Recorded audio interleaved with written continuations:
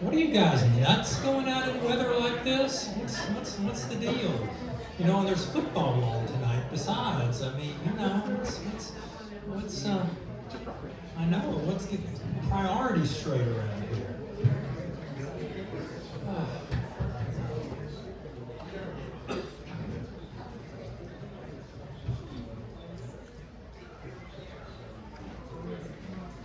We still got some seats up in the front. Yeah, there's seats up here. 2 rows. Plenty of seats. Just like there's plenty of parking, right? Right, yeah. Some in the front row as well. It's kind of down on the right.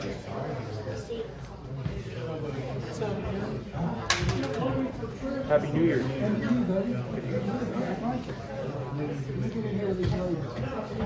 Find you a good seat.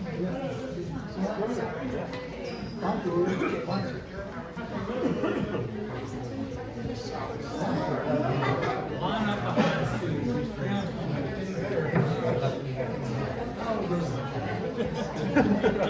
This is good.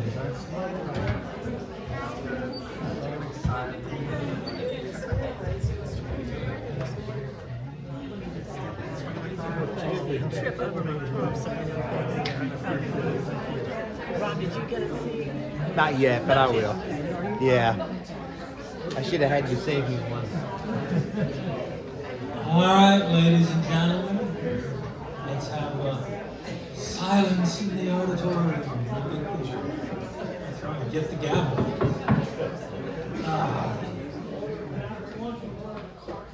What a meeting! We had 97 people registered for this tonight.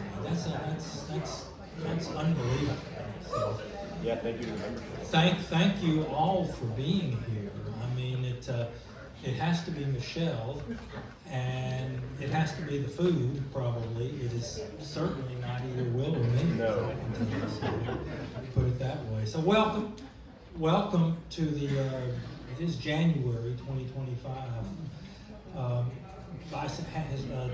Tallahassee Historical Society meeting. I won't say a lot of snarky stuff up here because I've got a lot of people I want to introduce and a lot of announcements that I want to make. First of all, thank you so much, and a big hand of applause for Rob Sniffen of Sniffen and Spellman, who is responsible for our food and social catering. I haven't quite seen anything like that, and we're going to try to use them a lot. Really pretty good food. So thank you, Rob. Thank you, social catering. I do want to start out. I want to start out by recognizing two people and ask them to stand. In the front row here is Doug Alderson, and back there somewhere is Val Johnson. And they are both with Visit Tallahassee.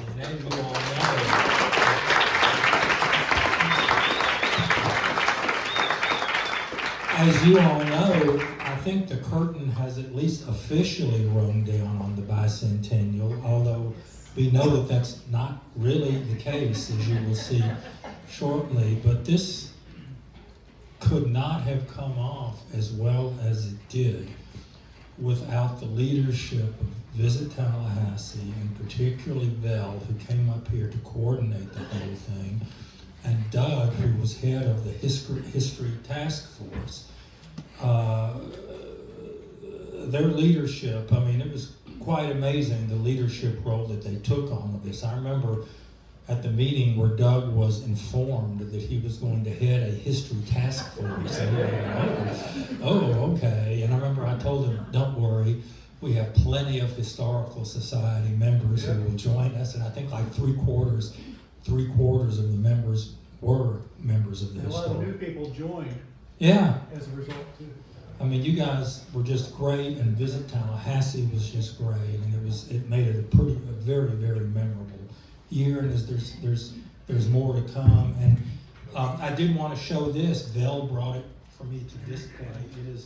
It is the 2024 Achievement Award winner, and I'll ask Will to read it because The National Association of Counties is proud to award Leon County, Florida, a 2024 Achievement Award for its program entitled Leon County Tallahassee Bicentennial Celebration.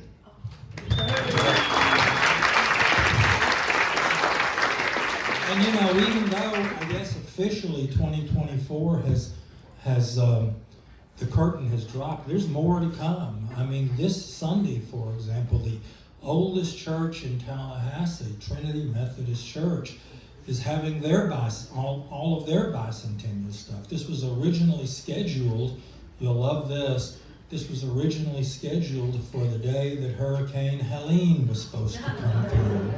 And they, like us, watched it get closer and closer and closer, and then take this little jog at the last minute. But they, like all of us, you know, did the safe thing. So there's all sorts of stuff going on at Trinity. There's services at the original location of the church. There are concerts. And Cecilia, when does it start? About 10:45, I think you said, or 10?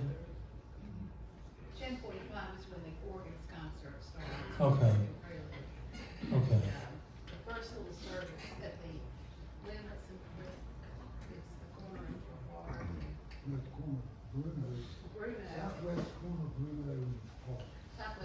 Southwest corner of Bruno and Park was the original location of the church, and so it's going to start there, and then a procession to the present church, if I'm correct. So that's a big deal. With bagpipes. I mean, that's a big deal, and that's a big deal, and I hope. And then dinner off the ground. Dinner on the grounds, and I hope the weather is good first of all, and I hope everybody shows up to help celebrate Trinity. Next thing I want to do is ask Sandy Brooks to come up and join us and give us an update on the log cabin and the docent situation. I went down there one Sunday afternoon, and there was something like 80 people that came through in about 2 hours. It was quite amazing.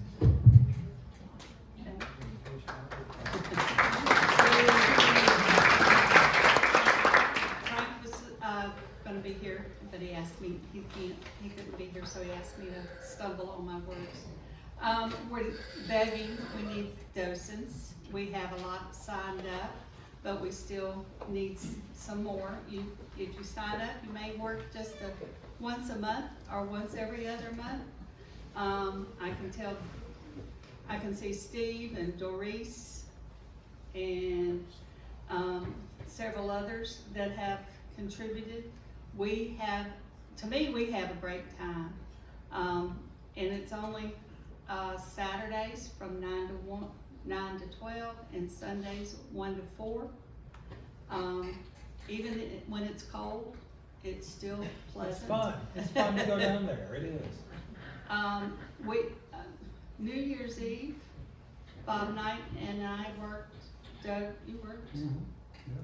Yeah. And Front with Front. Anyway, no, that's not his name. Sorry, Steve. Steve, that's Steve. Anyway, I think we probably, because not everybody will sign in, but I think we had pretty close to 250, 300 people come through in the 4 hours we were open. And I've gone by there just to sweep, like on a Thursday, and as soon as I get the door open and start to close it, just so nobody will think I'm there, and it gets pulled out of my hand, and then I don't get to sweep. So it's popular. But where did this come from? I've been here I passed it. How many times? They all say it, just about. There's out of town visitors. I met a family from New Zealand visiting too, and they were just fascinated by it. Yeah. It's great. Yeah. So we're begging for docents. You can start by signing up at firstfloridacabin.org, and I just said it wrong. Firstfloridacapital.org. It's capital with an O. Yeah. I still have people ask me, what's the difference? I was Oh, my it's on the shirt? sweater. It's on my shirt.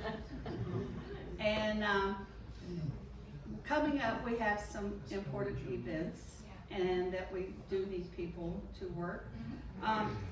January the 20th is MLK Day. there's a downtown parade, and then the, park, Cascades Park, will be from 1 to 6. We'll have a festival featuring guest speakers, presentations, musical entertainment, vendors, and food trucks. And there will be people in the Centennial Field area set up, so that's where the cabin is. So and my part, I'm segueing to something else. If you haven't been, you need to be there. You really do. You need to see how hard, and when I say we, I mean I work too. And we worked hard, Marty and Larry and Doug, and I mean we all worked on it. You worked on it. No, you didn't? Okay, you look familiar. We think we had about. You should have. We think we had about 200 people working from the end of May to the middle of November, and it's been quite an experience, and I love telling the story. Bob Knight will give the history. This was our play on each other on New Year's Eve. He would give the history, and I would start with 1924 and talk about Centennial and the cabin that the Girl Scouts and Boy Scouts built. And then I would look out at the window and say, they also dedicated a field, a stadium, a grandstand, and they called it Centennial Field. And here we are celebrating the bicentennial on top of the centennial. And I just think that's cool. That's just my personal take on it. Anyway, one more thing. I know. And the people that come through can tell you I can talk a lot too. Anyway, in February, Blended Lives is coming to the cabin. That is all fourth graders in the school district will come through Raleigh House, Goodwood Plantation, and this year they've added the cabin. And we have this February 2nd through 6th. Hold this and speak loud. Okay, I'm sorry. February 2nd, February 3rd through 6th, we have schools coming intermittently during the day. And that's 22 elementary schools. And then February 10th through 12th, so that's 7 days over 2 weeks. We have all fourth graders coming through the cabin. And that's during the day, so we could really use some help. So, okay. I'm begging. I know. Anyway, help if you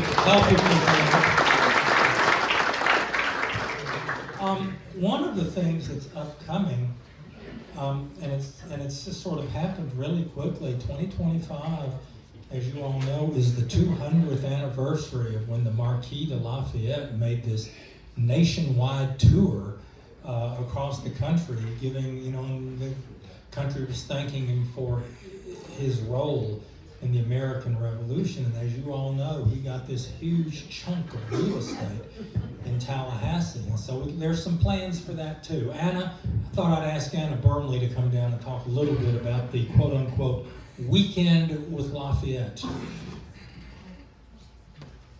So while I'm making my way over here, like I don't really need a microphone. So raise your hand if you know what the Marquis de Lafayette's slogan was, like his little family slogan. Oh, I see a hand. Cardinal. Exactly. Well done. And what does that mean? Why not? Why not? So why not? Why would we not do this? I mean, this guy owned a chunk of land. He never saw it, but, we don't really talk about that part. But you know what? We're talking about so much more. And we want you to come and join us. And we're super excited. Aren't we excited, Bob? We are. We're talking about, just in case anybody's wondering when, we're talking about February 21st through 23rd. Yes, and on the 21st, Can you hear me okay? Yeah, like you're doing fine. So on the 21st, rededication of the Lafayette Township marker in Lafayette Park. Why not? Yay! And then let's jump to the 23rd, Sunday. SAR, Sons of the American Revolution, luncheon. So cool. That includes food. Any place online to find more details? There will be stuff on the Historical Society website. We just haven't put it together yet. It's in We're one of progress. several sponsors. The DAR is involved. The French consulate in Miami is involved. Who all is involved in this? The Alliance Française is involved, I know that. And the Tallahassee Historical Society is involved. And so many others. But what I really want you to focus on, like we're all really focused now, right?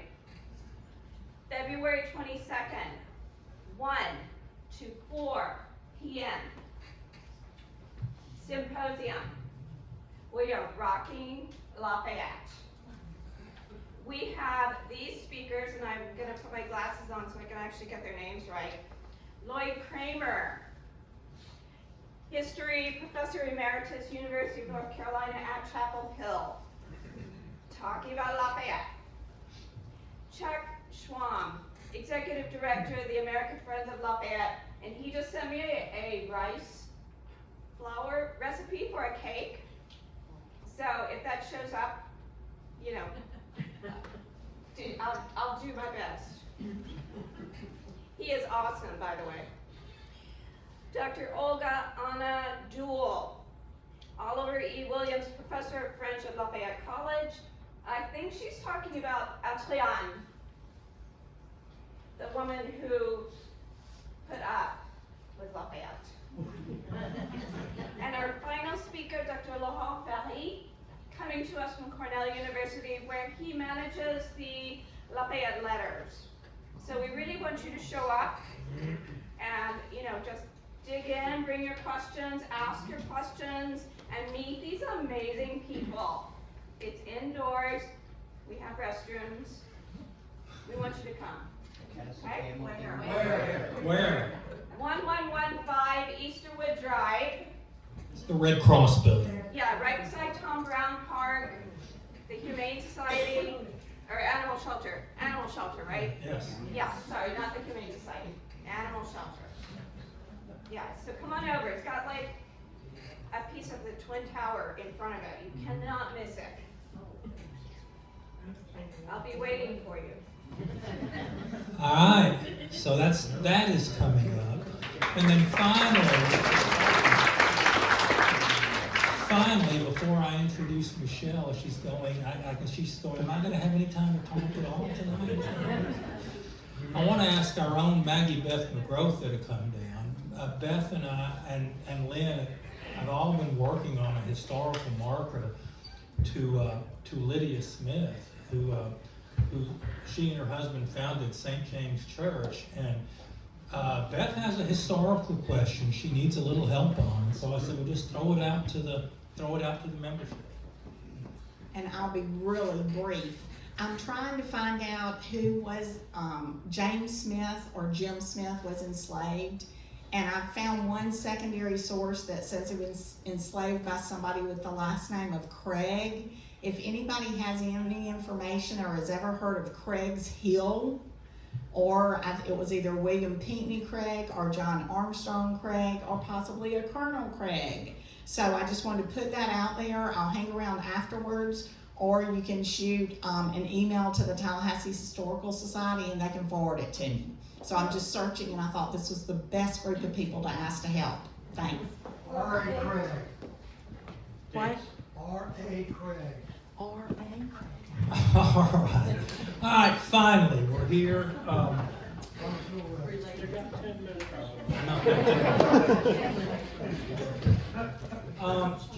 Michelle Hearn, when I found out just a few weeks ago that she was no longer in Tallahassee, my first question was, well, how are we going to do your talk? And she said, oh, I'll drive up.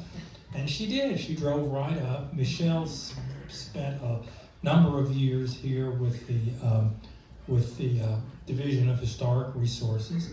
And I first heard her talk about the Union Bank, I think early last year, because she worked so hard on it, on the restoration and the interpretation of it. And what's important about this story is not only the bank itself and the history of the bank, but how it got saved. How it got saved, because it was in a lot of the same condition that the Gladstone and some of our other properties have been, and there was a real concerted effort to save it, and it was. And so I'm going to shut up, and I'm going to turn it over to Michelle and let her take over.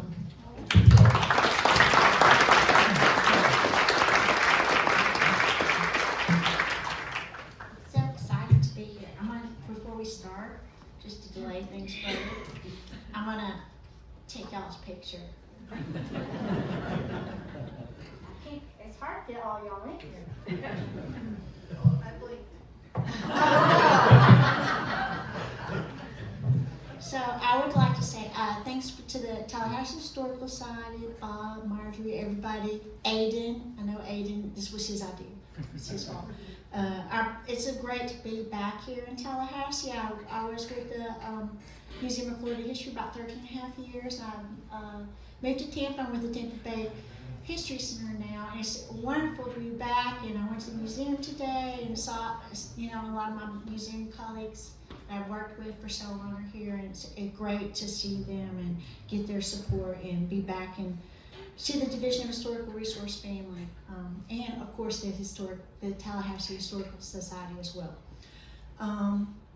So let's get started. Let me turn this clicker on, and we'll get started. So it was 83 years ago that builder David F. Wilson and the people he enslaved constructed the Union Bank building. It was completed in 1841. It was 191 years ago that the bank was actually chartered by the legislature, the territorial legislature. The building survived 2 bank failures. It survived periods of neglect. It survived a horrendous downtown fire that took out like 90% of the downtown. It also survived, it barely averted disaster when it was moved from its original location on Adams Street to where it is today, across from the historic Capitol on Appalachia Parkway. And it really shouldn't be here, but it's here because the people of Tallahassee and the people of Florida wanted it to be here and organized to save it repeatedly, and that's why it's still here. And so it really is a great metaphor. Also, it's a story of going from inclusion to inclusion. It's a great metaphor for the growth of the Tallahassee community and what it stands for. Let's see if I can make this thing work.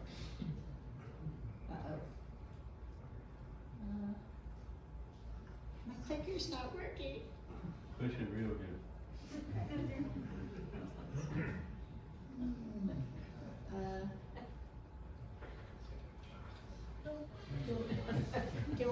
Do we have some IT help?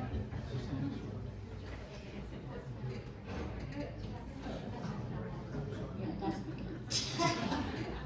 oh, that worked. Did y'all Tell do me that? when to do it. Okay, there's like 60 slides, so. All right, so anyway, all right, we'll give it a go. So with the founding of the British colony of Charleston in the 1670s, enslaved Africans at that point began escaping to Spanish Florida.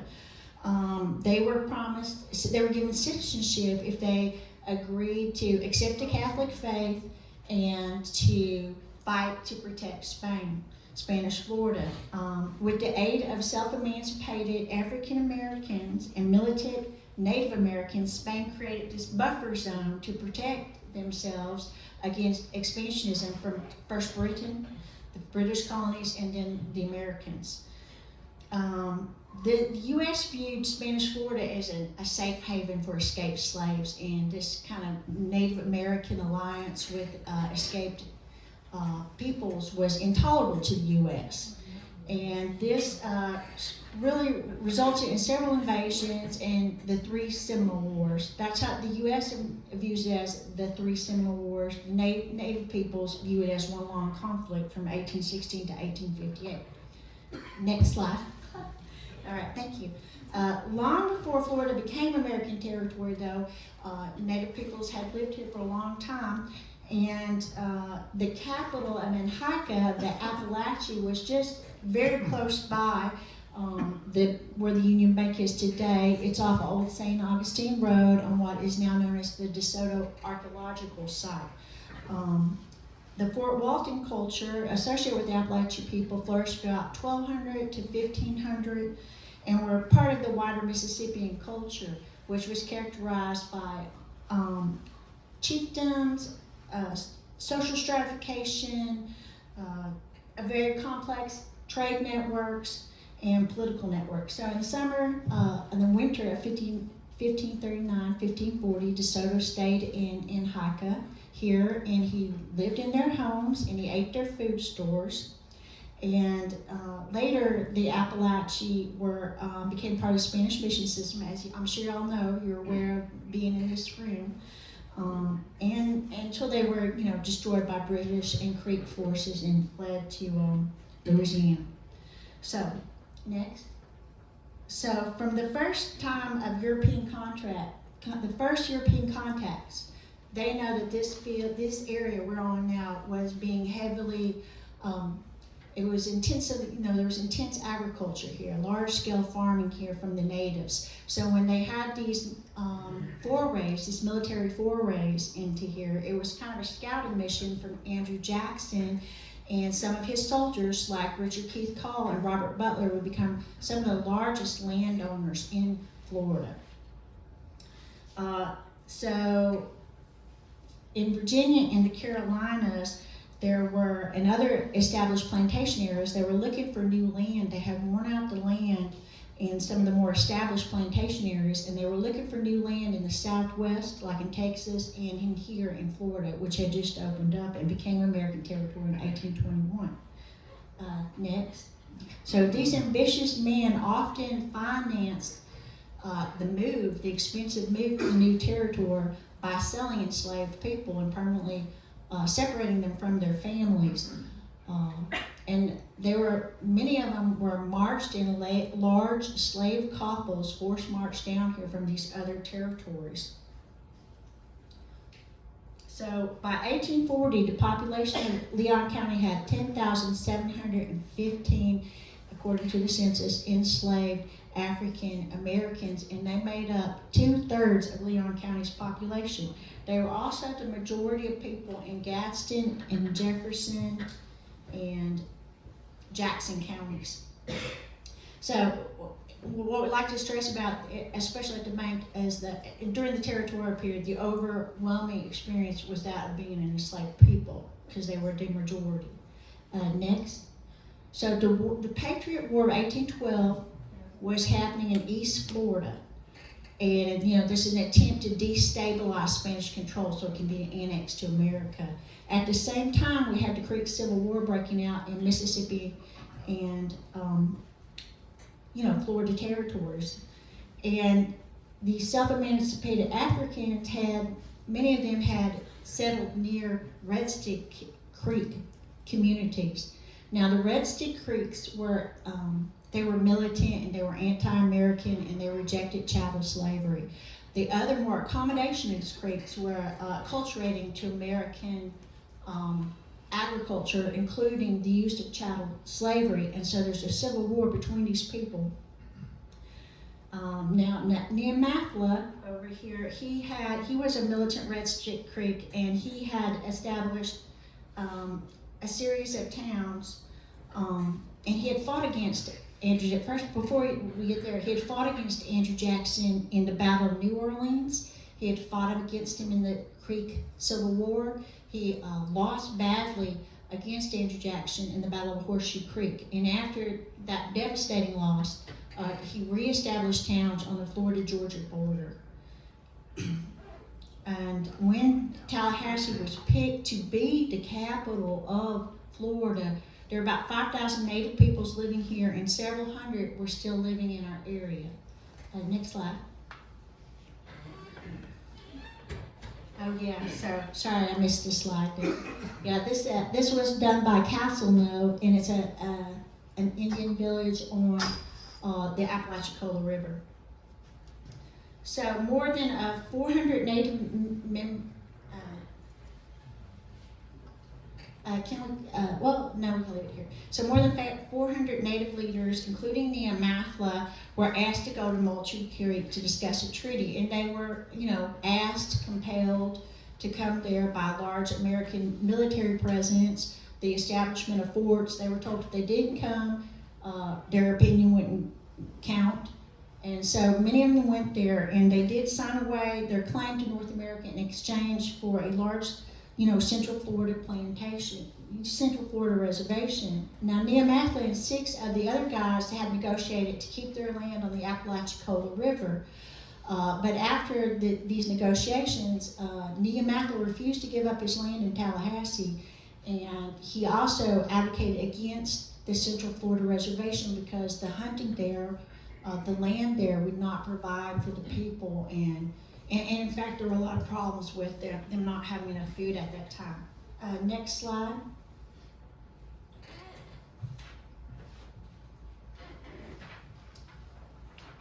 Okay, sorry, I'm used to using my slides. All right, I apologize. So anyway, William P. Duvall, at a gathering of Native Americans, can we go ahead? So that's before we go, so you see the reservation there in the middle of the state? All right, next slide, please. All right, so Territorial Governor William P. Duvall, at a gathering of Native Americans at the St. Mark's, announced that Nehemiah basically deposed him. He said he's no longer the leader because he was too difficult. So he made John Hicks, who was a lot more accommodating, the leader.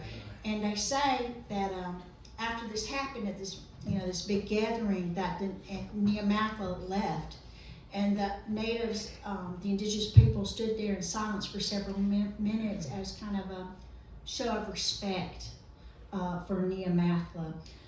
He was offered land in Florida by Andrew Jackson, and the governor were all for that, but Nehemiah declined the land, and he went to Alabama to live with Creeks there. And then after the 1835 Indian Removal Act, he mounted another defense, and after losing that, he led those Creeks on the Trail of Tears to Indian Territory in 1836, where he died in 1841. All right, next. So, hostilities between indigenous people and white immigrants continued for many years, and this letter kind of testifies to that. It's written by a man named David Austin in Tallahassee to his wife in New York City on February 26, 1839. He writes, "I have been unpleasantly situated here for several days. It was owing to the Indian disturbance here, but is all over for the present. I hope it will not be renewed again. We have one young man killed in attacking the savages in the woods about 10 miles from Tallahassee. The citizens which the young man was with brought home the scalp of an Indian, but I think our loss was greater than the savages. Lately we have seen a number of young farmers to come to town and volunteer their services to fight the red men, and so we think that our citizens will not be disturbed again." Next slide. So the removal of Native Americans was seen as necessary for development of the area by Andrew Jackson, General Gadsden, General Gaines, Duvall. They were all on the same page on this. Still, even thus though, they couldn't, even with the natives gone and this, removal, they couldn't really develop the land because, like other territorial frontier type areas, it was cash poor. They needed money. They couldn't bring their new lands into full cultivation. Next. However, the cotton industry was booming. I mean, cotton was the #1 product in the whole world. And so there were lots of northern, eastern, and European investors who were more than willing to invest. And Governor Ball, in his opening session of the 1833 territorial session, called for the formation of a planters' bank to draw foreign capital into the territory. And that's when the bank was chartered in 1833, and it was operated by a group of people from Virginia.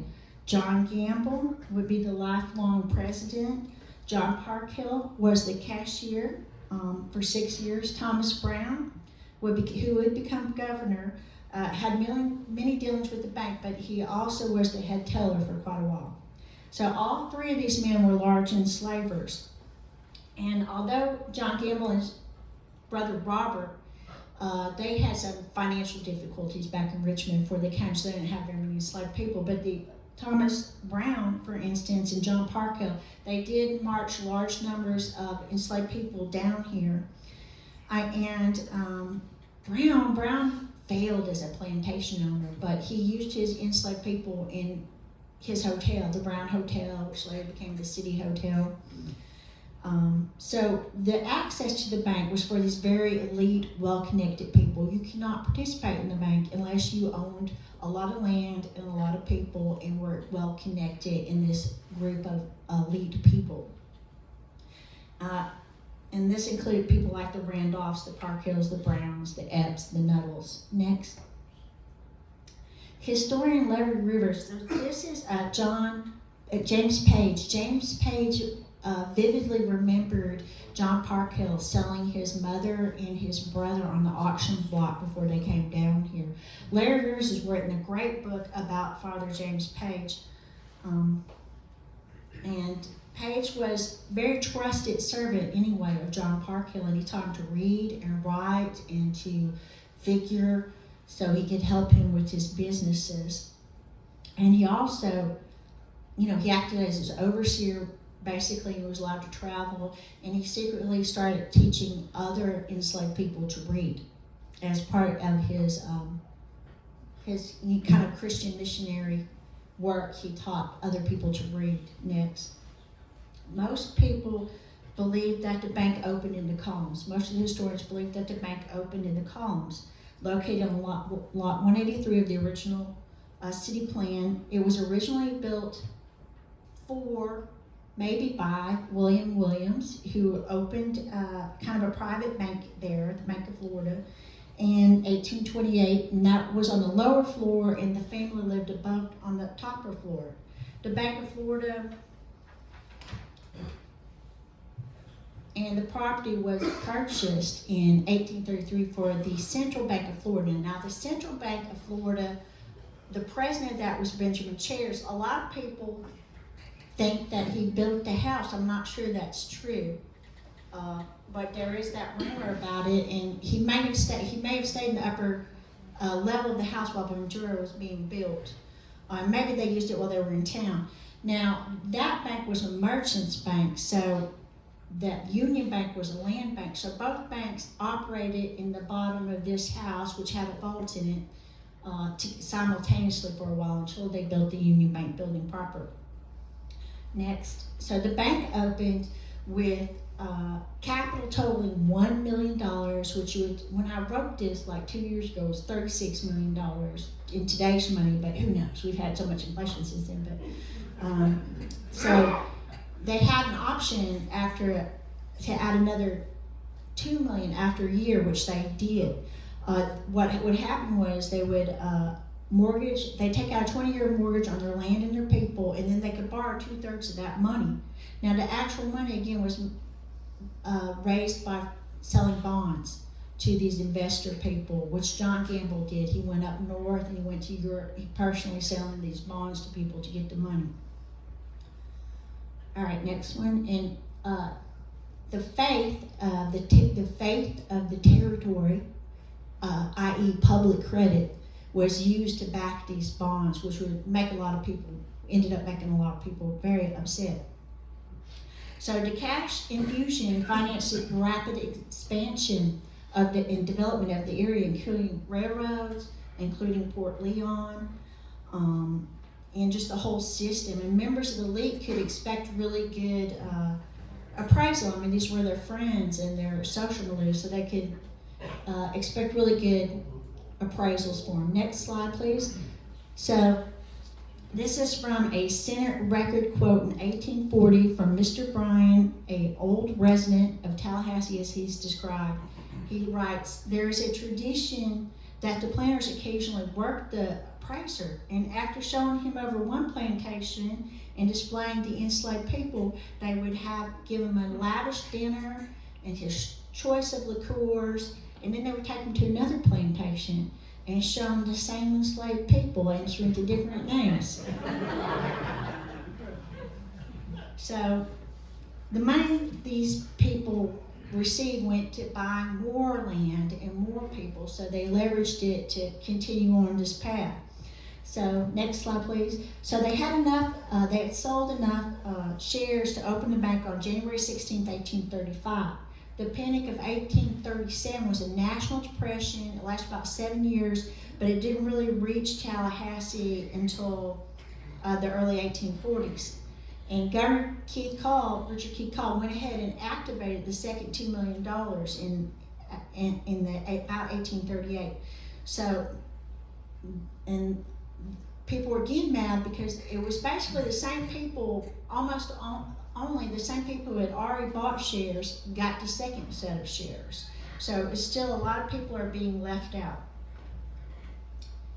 So as author Bertram Groan noted in his great book, Antebellum Tallahassee, it was first and foremost a cotton town, and the bank was a planter's bank, and that's what it was about. Next slide. Oh wait, no, back one. Sorry, I got ahead of myself. Construction on the new building to house the Union Bank began in 1840 and was completed in March 1841. Can I go back? Maybe. Now go forward. Okay, sorry. The new building was located next to the Commons on Adams Street, and there was a lawsuit with R.A. Shine, and that's how we know he was a very well-known brickmaker in our area, and that's why we think that the bricks that were used to build the Union Bank were made by Mr. Shine's operation. Next slide. Let's see what's on the next slide. It'll be interesting. This is a map made by an early man, and you can see the Union Bank. Let me show you. It's right there. Charles Hutchinson made this map to show his sister where their brother had died and where he was buried. So the builder, David F. Wilson, died shortly after the structure was finished. There was a lawsuit because he died abruptly. It was kind of like to settle his estate or whatever, and that's when it lists the enslaved people that helped him obviously build the bank, and one of them was a 33-year-old carpenter named Davy.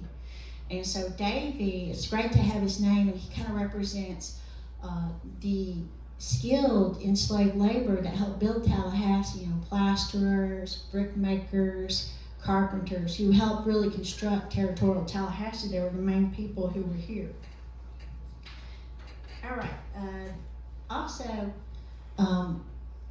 he had bought, him and his partner had bought Tom Brown's hotel, and they renamed it the Adelphi. And they think that they had several shares in the Union Bank, and they actually, when they were asked to build the bank, they weren't really in a good position to say no. So they sort of had to say yes. Next slide, please. Oh, there's the Adelphi Hotel. I'm only one slide behind. It's a great picture of that hotel, though, huh? All right, next slide. Where was it located? So this is this. Does somebody else? I'm sure one of y'all know where it was located. It was the City Hotel, Brown's Hotel. West side of Adams Street, like 2 blocks from the Capitol. Thank you, thank you. Okay, next slide, please. So most of the new white settlers who migrated from Florida were not, in fact, these elite planters. They were small-scale farmers and yeomen, if you will. And for our sake, historians define them as owning 10 people or less, and they usually worked did physical labor in the fields alongside with them. And in the early days of the territory, like the first decade or so, the planters dominated the banks, the politics, just everything was dominated by the planters. And these yeoman farmers slowly built up these communities and these networks around churches. And one of them was Pisgah Methodist Church out in Centerville. And these yeoman farmers organized, the planters were in the Whig class, they were in the Whig Party. And these yeoman farmers organized into the Democratic Party, and in 1839 they had their first success, and they won elections in 1839. Okay, next slide. Oh, I'm ahead of myself again. So anyway, the bank became the political issue of the 1830s. And the Democrats, they had the 1838 Constitutional Convention, and this became a big deal. And during the convention, they wanted to stop the bank from issuing more bonds on the public credit. And this is when we have the Democrats win for the first time in 1839. And at the same time, there's been wild speculation in the real estate market, and so the Florida Legislative Council starts to investigate territorial banks, and they write a particularly scathing report about the Union Bank business. In fact, and tensions got really, really high, and one of the last duels in Tallahassee was fought over the bank. Really, it was between the two factions. It was Augustus Alton. He was a leader of the pro-bank Whig Party, and he was a former bank director. And the other guy was General Lee Reed, and he was an anti-bank man, and he was a very popular military and political leader. And in the newspaper, Augustus Alton insulted his honor and challenged Lee Reed to a duel.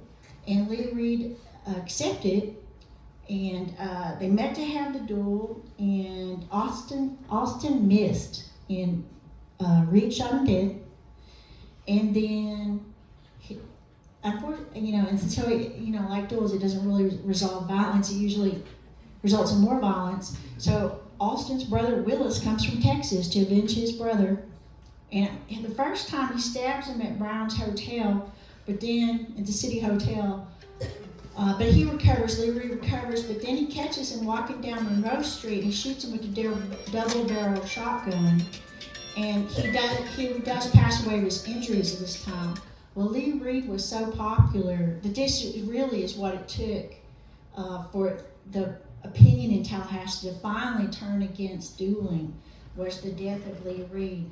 But still, the tensions between these two factions increased, and some of the Whig members, the pro-bank members, threatened to burn down an adversarial newspaper. And Robert Reed, he's governor, he's an anti-bank man. He calls out the militia to protect his house, protect the paper, and it got really quite crazy for a while. It was very intense. So 1842, the Territorial Council repudiates the bonds and refuses to back them anymore with public credit, and the bank closes in 1843. And unfortunately, for John Gamble and other bank officials, the legislature passes the relief and stay laws that makes it very difficult for them to collect the money that is owed them, that is owed to the bank. And so one observer wrote that poor creditor walked the streets too poor it might be to ride, while his debtor sped by in a splendid coach and four. This is from the 1840 Banking Committee. It has neither improved our morals nor our habits. On the contrary, it has introduced the pomps and vanities of an older and more vicious communities among a simple agricultural people, and fostered taste for furniture, equipages, and finery, which has evolved into a heavy debt for planter gewgaws and cumbersome trappings. And people said, it was a wild, rash, visionary spirit that took over the bank. Some people called it El Dorado, where you could, go to bed poor and wake up rich. So these pleasure carriages kind of became a symbol of the ragocracy, or rather people whose aristocratic pretensions just rested on flimsy money. All right, next slide. All right. So the bank entries in the Union Bank were covered, but then the bank book, it's in the, how many of y'all have been to the Union Bank Museum? Okay. The bank book, the original bank book is now in the museum. The Museum of Florida History didn't get that bank book back until 1986. It disappeared. It had ended up in a former territorial governor's home in North Carolina branch. And I don't know how it got there, but we do have the original bank book, and John Gamble has really nice handwriting. Anyway, so the bank entries continue until 1852, because that's how long it took them to wrap up the interminable lawsuits. And they probably never did quite finish it, but there were quite a few lawsuits. So, I'm sorry, I'm a little bit off. My papers are not in order.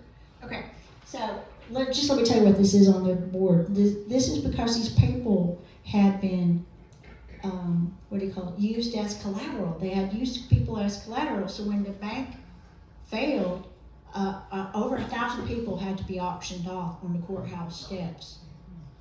And so that's what you're seeing here, our newspaper clippings advertising the auctions. Next slide, please. Yeah, this is a Monticello ad. Next. That's a good one. I think I ran way far ahead of myself.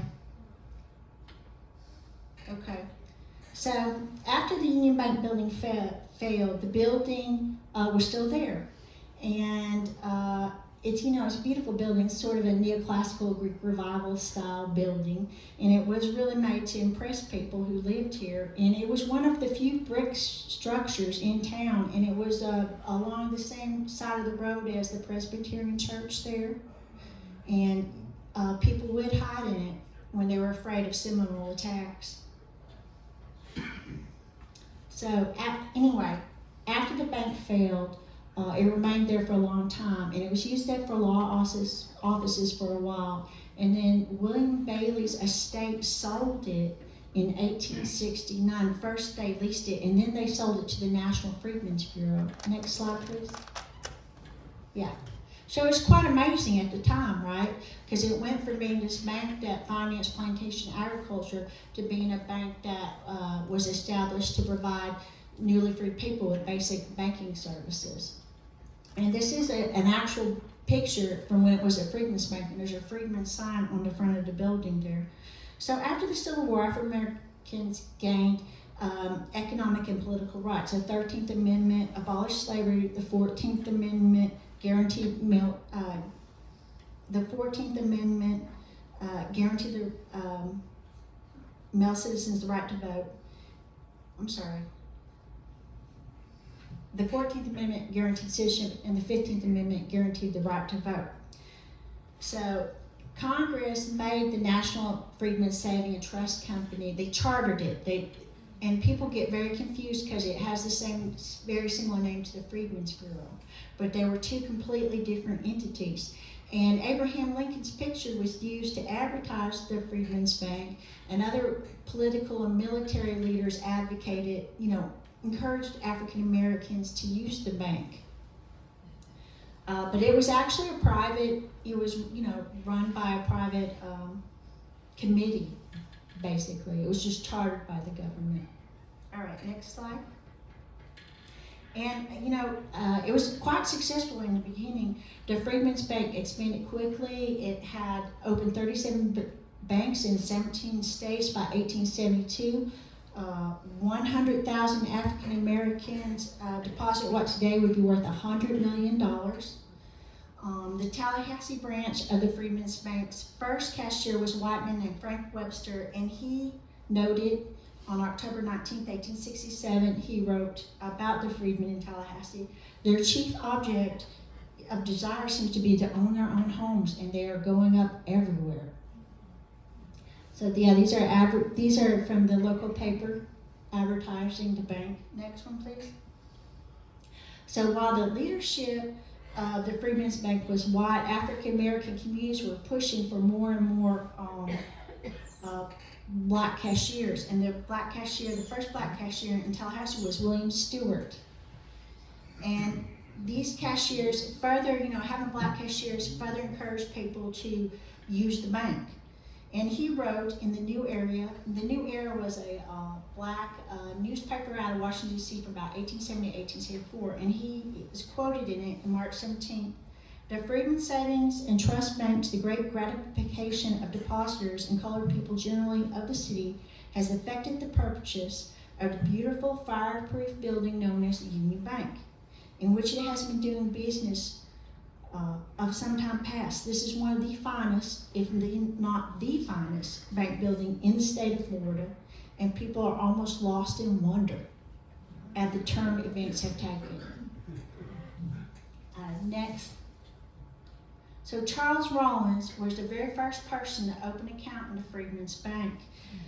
He was born into slavery in Florida, and after emancipation, African Americans immediately went to organize their own institutions, their own churches, their own schools, and form these type of mutual aid societies. And his life was kind of like the epitome of that. He sort of exemplified this.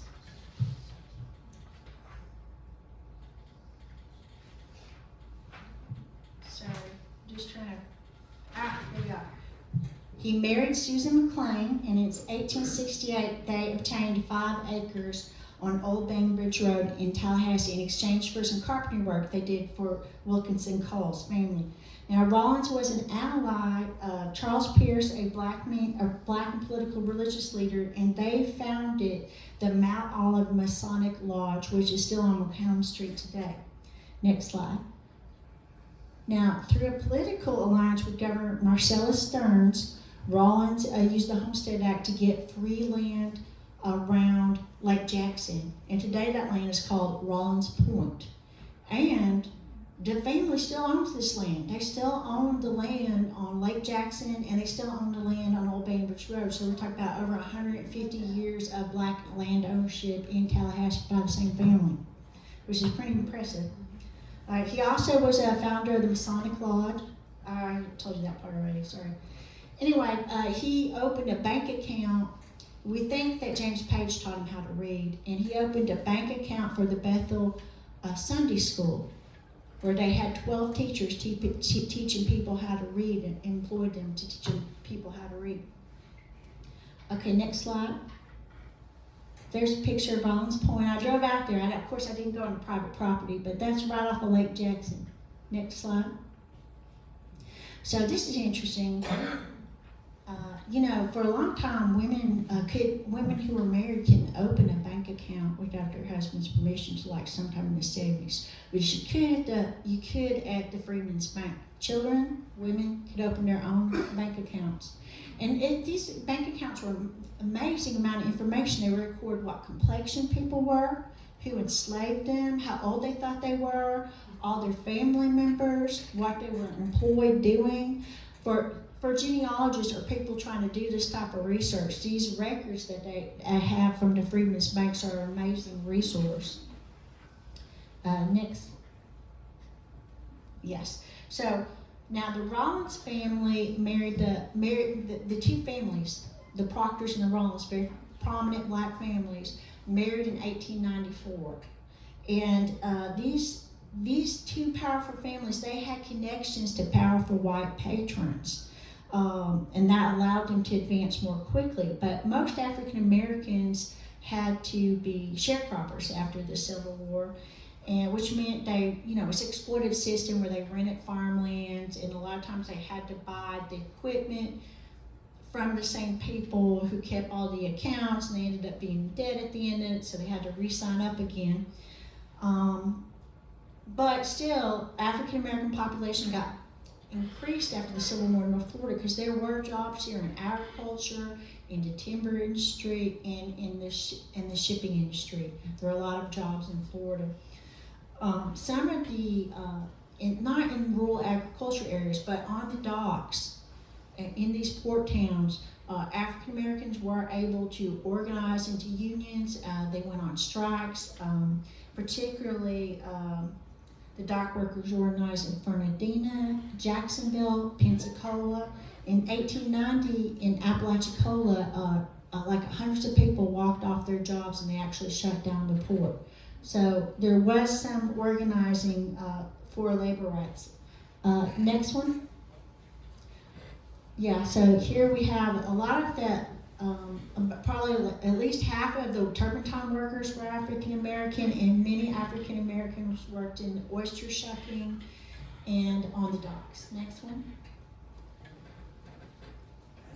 And these are some pictures. You can see these in Florida Memory, Alvin Harper. They show the rising middle class of African Americans as they try to build their own lives. Next.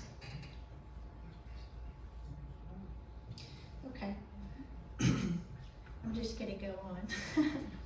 So anyway, the Freedmen's Bank failed in 1974. Just like we had a panic before, we had another national panic, 1874. There's a second national panic, and then there's some mismanagement at the national level. They had very rapid expansion, so it fails at the national level in 1874. Now, the Rollins family, of course, continued to do well, but in 1873, there was a national schism in the Episcopalian Church, and James Harrison announced to his surprise congregation in Monticello that he is leaving the church and joining the Reformed Church. This controversy was about ecumenical interfaith Christianity. And he did the most controversial thing. He had a Christmas Day service in 1877, and he preached to both Methodists and Episcopalians at the same time in the church. And at first, the National Freedmen's Association leased the building to the church, and then they sold the building to the church. And they did a lot of remodeling. They wanted to make a really prominent facade out of the church. Now this church did not last, but we think some people from St. John's might have joined. We don't know for sure, but there were like 4 families that left the church at that time. Who knows? Okay, next, please. Oh yeah, okay, so Sanborn maps, these are maps that are created for fire purposes. They're some of the earliest town maps, and they give us a lot of information. And for example, they let us know that the church was used as a sleeping room in 1884, a storage room in 1895, the city gas and water office in 1909. And the city directory tells us that B.R. Shuford's Bakery was at this address in 1914. I love that advertisement. It's like, baker of bread is a maker of men. That is a true statement. It's kind of funny. Next one. So, 1915, Owen Gramling establishes his speed store in the Union Bank building. We all know this goes on to be a Tallahassee institution. He rents, he signs a lease in the early 1920s, and then, later in the 1920s, he moved to 1010 Adams Street, where it would remain until it closed in 2020. And unfortunately, a couple months after our Union Bank building reopened as a museum very recently, it actually burned down. But it started in the Union Bank building. Okay, next one. And you can see, it was on the Sanborn map. So Giles is 1897, 1925, Sarah Roberts Speckle owns the columns, the property, and the bank. In fact, she is the person who lives the longest in the columns. She names it the columns. And she divides the bank, and she rents out the bank. And one of the first people she rents out the bank to is Willis Giles. And Willis Giles was born in Tallahassee, was worked in farming, and he went to Tuskegee Institute and learned shoemaking, and he became an excellent shoemaker. He had a very elite clientele, and he operated out of the bank for a while. He even made alligator shoes for Governor Doyle Carleton. I mean, he was a very successful man. Now, let's go to the next slide. So his daughter, that's Giles right there. Picture him crossing the street towards his business. Zora Giles Sullivan, his daughter, was laying in bed in the 1980s. She's a teacher at FIU. She taught English. Him and his wife, Giles and his wife, had 9 children. They all went to Xavier or FIU. They all graduated college. Anyway, not FIU, I think it was FAMU or Xavier. But anyway, they all went to college and they all graduated. She was an English teacher at FIU. And she was laying in bed, in Miami, watching TV, watching the evening news. And she saw this story in Tallahassee in 1980 about the bank being remodeled, renovated. And she called up her brother, Willis Giles Jr., and said, "Hey, is that where Daddy used to have a shoe store?" And he was like, yeah. So they had the family reunion in Tallahassee. Can we go to the next picture? Yeah, that's his wife, Susan Baker. He married Susan Baker, and she was from a long line of farmers. In fact, they called that area Bakertown. And it's off of Meridian now. It was near the Kersey School, number 69. But she actually taught, and so that's probably where her children got their respect for education. Next picture. So they had their family reunion here, 225 of them. This is at the Holiday Inn on Appalachia Parkway, sorry. But they did have a little slideshow in the bank where they went over all this, and they said that when the picture of Giles crossing the street came up, that there was kind of a hush over the crowd.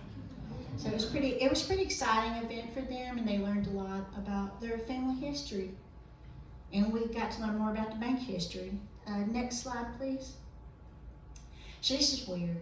So, I was studying this, and we're getting ready to open the bank, and I'm researching, and I'm like, here's some more Giles houses moving around. He had these 2 little houses, and he would rent them out. He rented them out to both black and white families, but they were going to be torn down for student housing. And so some activists got involved. They contacted the family, and Jacqueline DuPont Walker, a descendant in California, used her nonprofit to pay to have the houses moved to streets off of FAMU Way so they could save the buildings. They date back to around 1900. So, it's a good example, though, of, it wasn't the family or, other people. It was citizens got involved and said, hey, we need to save these buildings. And so they're the ones who reached out and contacted people to start the ball rolling. And that's really how preservation happens. It takes a lot of different people. Next slide. All right, going on with our story. About 1924, Josie Dodd opened a Dutch kitchen restaurant in the bottom of the columns. This picture shows Josie Dodd with her kitchen staff. Now, Josie Dodd, interestingly, is the mother of the first Florida State Archivist, Dorothy Dodd, which, if you're from DOS, that's a thing for us. All right, next picture. Yeah, so here you can see the sign for the Dutch kitchen, and you can see how the buildings were connected. They built a connector, so that's the columns, and then there's the bank, and they built this little connector between the two where they would have civic meetings or little private parties for clubs and stuff. So in 1931, Ada Summer Clark and her daughter Ethel Stewart bought and expanded the Dutch kitchen. They made this little conjoining thing. This restaurant stayed there till 1956, and they also partitioned the bank, and so it became 106 and 108 Adams, and they would rent it out to all these different businesses over the years. But before we look at that, let's look at next slide. They have some wonderful advertisements for the bank, for the kitchen. And so one of them says chicken dinner, because they had a big chicken run in the back. They had very fresh chicken back there to serve people. But you see, welcome to Masons and the students. It's very cute. Okay, so next, they had about 300 chickens back there. Okay, so they rented this building out, and the beauty shop really was a depression-proof business in 108, so it stayed there quite a while. But 106, it had more more people. That right there, you see it's the state newspaper. Next slide, please. After that, it became like the Associated Stationers Rural Typewriter Company, and then a bug exterminator place. It was a drapery place. Next. Yeah, Lee's Appliance Store, which became an electric store. He built a loft in it, so he lowered the loft. This thing had a lot of renovations over the years. Next. And this, the Tallahassee Service League. Now, the Tallahassee Service League made it into like a bargain box store, and they raised money for traveling nurses who would come and serve in our area. So they raised that money. Now, they were in existence at least by 1950. In 1960, they became the Tallahassee Junior League when they joined the national organization. Of course, they're still going strong today. Next, please. Oh yeah, this is cute. They would have little fashion shows and stuff. And it says they improved the building. They painted and added curtains to make it prettier. Next. Y'all know her? Wait, go back. That's Aunt Gladys. Which one? This is Homer Hutchinson's wife right here. He was a general in the Air Force. Oh, fascinating. Well, that makes sense that they would be movers and shakers. That's interesting. Oh, is it? Yeah, secret thing, Hearn. Oh. All right, next. All right, so you can see the bottom box there, and on the other side, I think it was like it became owned by when Ethel died, Ada's daughter died. It went to the son in 1958, and he was a member of the First Baptist Church, and he actually sold the building to them in 1960, and they continued to rent it out for a while. Next picture. It was like, Tim Ireland's dance studio. It was an art place for FSU. It was a dental laboratory at one point. Next. And it was the local civil defense office in 63 and 64. And you can see the civil defense sign there. And you can't really quite make it out in this picture, but on the side they're talking about parking, which is important. Next. Yeah, so that's what happened. The church, in 1960, they wanted to build a parking lot. And they're like, well, we're happy to give these buildings away, but if you don't move them, we're going to tear them down. And the columns was saved by the Tallahassee Chamber of Commerce. And they took 6 weeks to move this building. And people were terrified, that it wasn't going to work. Next picture. And they would watch.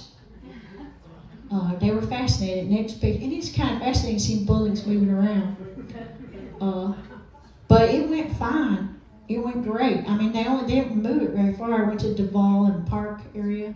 It didn't move very far. It moved a few blocks. Which is interesting when you think about the bank moving a half mile in like 2 days. Next picture. Oh yeah, see, it was a big to-do. Next. All right, so the Union Bank, January 15, 1970. This is the picture of it before it was moved. Let me catch up with myself again. It sat in jeopardy. It was sitting on jeopardy, and it was saved by, it was really, the leader of this was Cora Morse.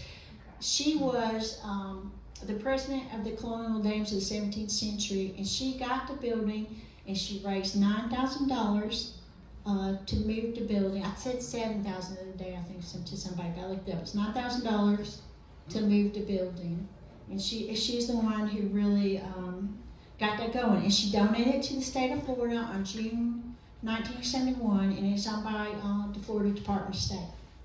Next. There she is. And just to give Cora her due, she also would go on to raise money for the 1980 restoration.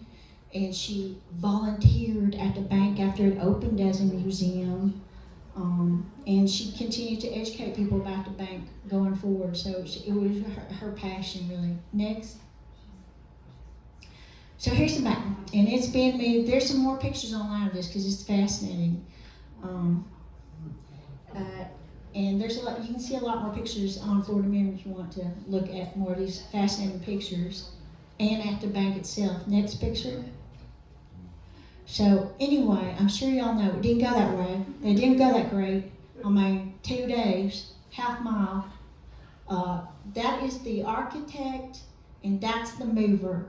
And the architect, they cracked the bank. They had big cracks inside the bank.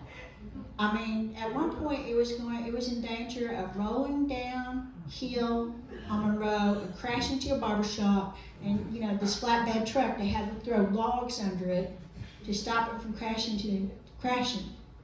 And they damaged the street. They broke through the bed of the street, and it did about $2,500 worth of damage.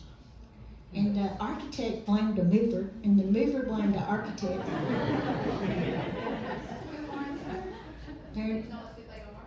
Yes, the architect is Mr. Gene Fig, and the other guy is Mr. Mural. And they're pictured together, but they're not really smiling, are they? I feel like it, I don't know, I feel like it was after. I feel like the trauma has already happened, but I'm not real sure. Okay, next. Yeah, this one. I went out and bought this one. This shows you how badly the back of the building was damaged. That they basically had to reconstruct the back of the building. So it's pretty bad. It takes more than anyway, so next picture. So this is after a decade on it. This says circa 1901, but it could have been later. It's just sitting there crumbling. And it's crumbling in front of the state capitol building, which is awkward. And people thought it was an eyesore and they wanted to tear it down, and they put $10,000 into the budget proposal to tear it down. And, people raised awareness, and Bob Graham vetoed it. And they had some more discussions, and they said if the people can raise $150,000, the state would match $150,000 for the restoration. Now, the next picture. Yeah. So Governor Graham's wife, Adele Graham, former First Lady Mary Cole Collins, Cora Morse, and other preservationists formed a group. And the group, Bill Mansfield, he was the editor of the Tallahassee Democrat, he came up with the name Invest in the Old Union, or IOU, and to raise money and awareness for the bank. And it worked, People all over the state of Florida donated money to save the bank, even little school children. They have school children. There was a local pewter company that made little pewter banks, which we have some on display. Metzke, that's exactly right. They made these little banks, and if you donated, you could get a little bank. It's very cute. Yeah, there used to be an international pewter company in Tallahassee. Did y'all know that? Yep. Yeah, it's pretty much, I guess y'all would.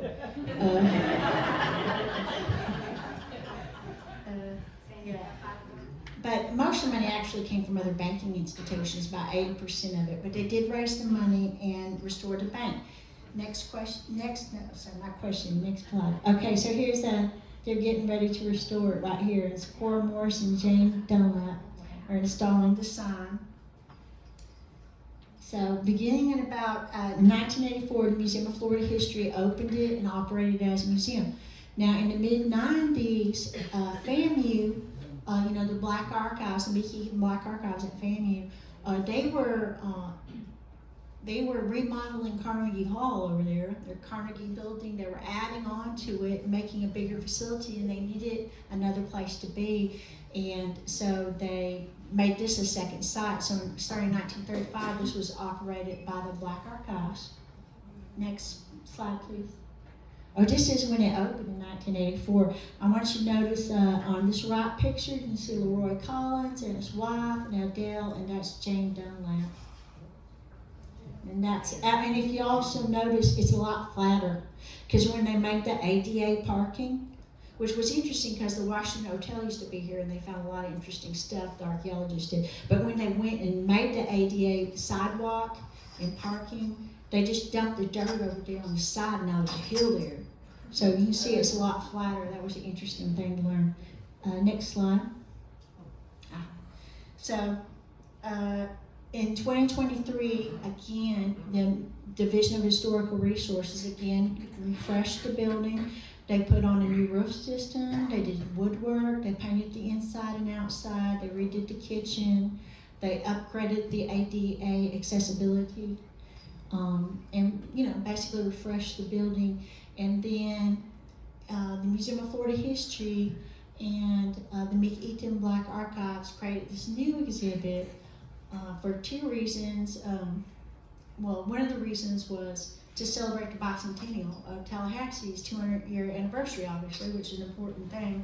But also, it really highlights a beautiful story, which is like it was created for very few well-connected elite people, and as we go through time, it becomes a place where everybody can go. It's a museum, it's ADA accessible, it's free, and it tells the story of Tallahassee.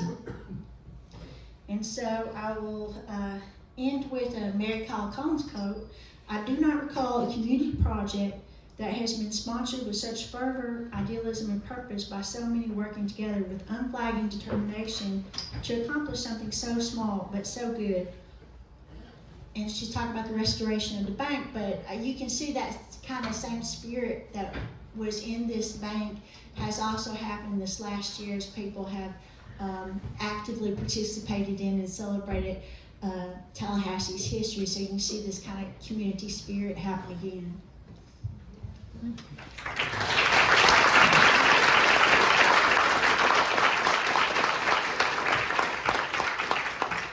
That was just great. I think the Union Bank building is the coolest building in Tallahassee. I just think it's really. Do we have any questions? So is it one story now? It used to be 2 stories? Yes, that's true. It had a drop-down roof for a long time. And it does actually, in the kitchen area, there is actually still a loft up there. So there's sort of a second story up there. Has it always been blue? That is a question that I don't think we're really sure about. I think when they found some blue paint under it. Do you know, John?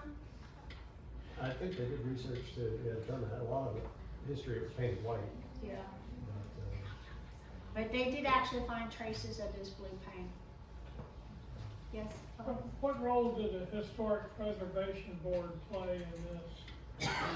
I don't know what role they played. I do know that Alyssa's heavily involved in that. She's the head of the Division of Historical Resources. I also know they gave us an award, but they gave an award last year in celebrating the preservation of the bank. Yes, sir. So the pictures, when they were moving it, the front doors were missing. So are those reconstructed, the doors? Yes, and you know, the door, it was good, and they tried to reconstruct it back to what it would have been originally, because for a long time, it had 2 sets of doors, because they made it into 2 addresses. It had it had way more renters, but it had about 13 different owners, and it was renovated, remodeled at least 7 or 8 times.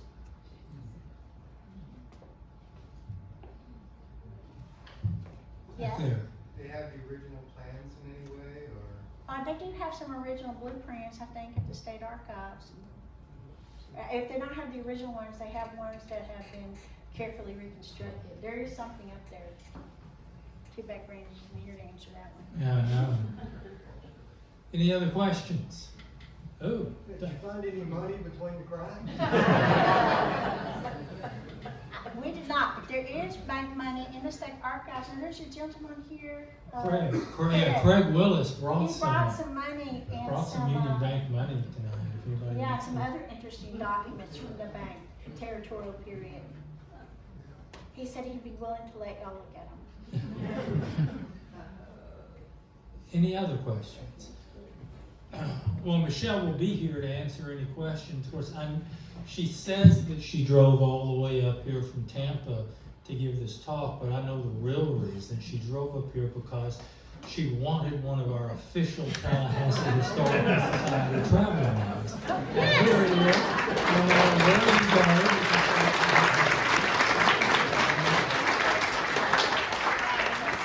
Thank you all very much. Now, our February meeting is going to be really, really fun and special because we have 3 or 4 folks, and I've got the names here somewhere, and I've lost them, of course, from the Tallahassee Co-op, our own commune, the history of Tallahassee's commune, what it's like to live out there. And we're going to have a panel discussion about all that. We're going to line 3 or 4 of them up, and if you've been out there, that's kind of cool too. So we'll be doing that in February, and we hope to see you all then. Doug still has books back there, so buy your copy of George W. Saxon. There is food out there, I think, still to take. And thank you all very much, and stay warm.